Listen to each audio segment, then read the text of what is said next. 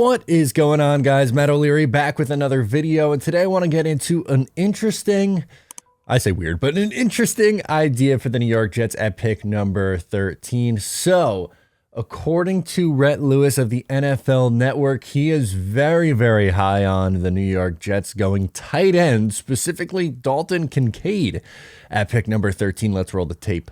How about the tight end position? We were talking to your colleague, Daniel Jeremiah, the other day. We love the tight ends. He is so high in the tight ends, huh? Dalton Kincaid, Yep. I think would be a great fit for the Jets, but I don't think he's going to be there at 13. I think we were talking about a tight end in the top 10. Okay, He's that type of talent. Tight end one. Tight end one, yeah. I think Michael Mayer is there as well. Maybe more of a traditional Y type, right? Is a guy, if you look at the great tight ends over the last 10 to 15 years in the league, it starts with Travis Kelce and Rob Gronkowski, right? And now you throw George Kittle in there too, but he's kind of a different breed on his own. Gronk was a Y, Travis is a wide receiver.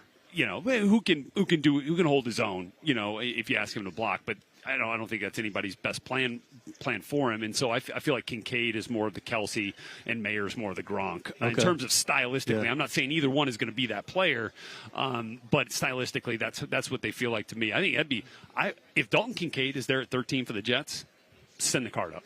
Okay, so who is Dalton Kincaid? If you don't know, he is one of the premier tight ends in this class. It's him and Michael Mayer, who are probably going to go in the first round.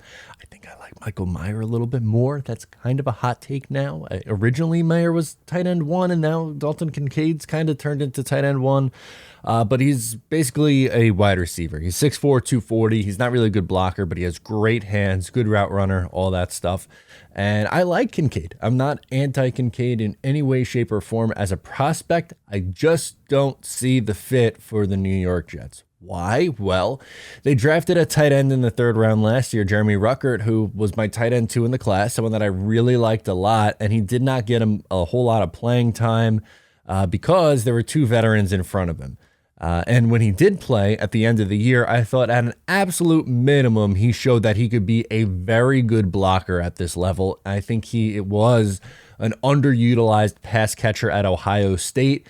If that continues, well, that's not a good thing. But the point is, he can catch the football and should be utilized more. And I'm not ready to give up on Jeremy Ruckert to draft a different tight end. And also, you have 2 veterans on the roster in Uzama, and you also have Tyler Conklin, and neither of those guys could get cut before this year. They're going to be on the 2023 roster. Now, I know what the rebuttal is going to be. Well, you got to take the best player available, and it's okay because you're drafting for a couple of years down the line. You're not necessarily drafting for this year, and you could move on from both veterans after this year, and then you could have Kincaid and Ruckert as your 1-2 punch. I don't agree that you should necessarily always do BPA in the first round. I think it's dependent on your situation, and there are 3 very good offensive tackles, and I think 1, if not more, will be there at 13, and I think the impact of an offensive tackle would be significantly higher this year and beyond than Kincaid would at 13. And also, if you're using a top 15 pick, they better have an impact right away in year 1. It's if you want to make that argument around, the second, third, fourth round, whatever, you just went BPA as a developmental guy, that's one thing. But in round 1, especially in the top 15, they better be able to play for you and be an impact guy right away. The Jets can't afford to use 13 as a stash pick or as a luxury pick even, which that's what it would be. Adding another tight end would be a luxury for this team, one that I don't think you could afford. I don't think it makes any sense for them to take a tight end at pick number 13. I don't think they should draft one. They have 2 vets on the roster, and they have Jeremy Ruckert, who they liked a lot, that they spent a draft pick on last year. Also, in the video, they talk about Travis Kelce and Rob Gronkowski as the face of the most recent, the modern NFL tight end. And guess what? Neither of those guys were first-round picks. In fact, a lot of the biggest tight ends in the sport over the last few years, not first-round picks. Gronk was a second-rounder. Travis Kelce was a third-rounder. Mark Andrews was a third-round pick. Darren Waller was a sixth-round pick. Zach Ertz was a second-round pick. And George Kittle was a fifth-round pick. So, yes, there are obviously examples of first-rounders who are solid tight ends, and we'll go through those guys in a minute. But you can find really good value in the NFL draft in the middle rounds at tight end. I'm not saying, don't ever draft tight ends. That's silly. But from the second to fourth round, usually that is a sweet spot for finding really good tight ends in the NFL draft. That's how I feel about running back as well. Those are two positions, tight end and running back, that it would have to be very rare and special circumstances for me to take either of those two positions in the first round, because I think there is so much value in the second and third round and the fourth round potentially too at those positions. The Jets found Breece Hall in the second round. How many good running backs have been found in the middle rounds of the NFL draft? And we just said it. How many of these tight ends were you able to find in the middle rounds of the NFL draft? I mean, we'll go through some of the first round picks over the last few years.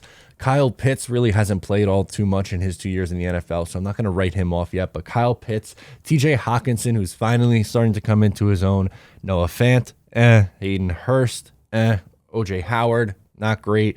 Evan Ingram, David Njoku, and Eric Ebron. Those are some examples of first-round picks dating back to 2014.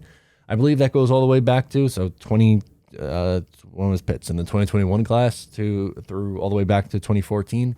So you have almost a decade window you're looking at, and those are the big first-round picks. Those are all the first-round pick tight ends. I think you could you find examples of better players in the second, third, fourth round in that window. I think that is the key, and I don't think the Jets could afford to take tight end and pass up on potentially other positions in need. Hell, I'm not a wide receiver guy for the Jets, but I would rather the Jets take a wide receiver at 13 than take tight end.